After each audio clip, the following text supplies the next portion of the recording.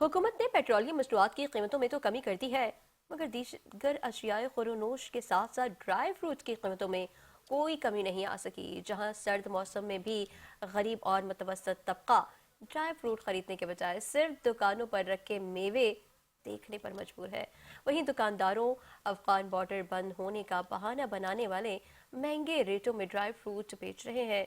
Bureau chief कसूर Sajjad Ansari report कर रहे हैं। महंगाई के इस दौर में ड्राई फ्रूट आम आदमी की पहुंच से बाहर हो चुका है। हुकूमत ने हालिया पेट्रोलियम मसनूआत की कीमतों में कमी तो कर दी, मगर इसका फायदा दीगर अशिया खुर्दोनोश तक मुंतकिल नहीं हो सका। महंगाई की इस लहर में ड्राई फ्रूट गरीब और मुतवसत तबके की पहुंच से मुकम्मल तौर पर बाहर हो चुका।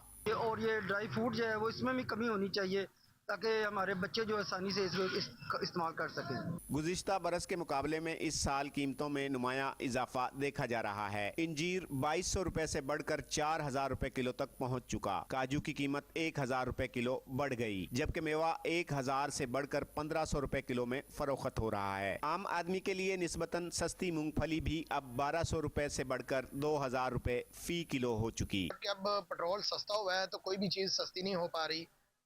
मेरी हुकूमत से अपील ये है कि ड्राई फ्रूट को आवाम की पहुंच तक लाने के लिए इसको सस्ता किया जाए ताकि एक गरीब आदमी बासानी ड्राई फ्रूट खा सके।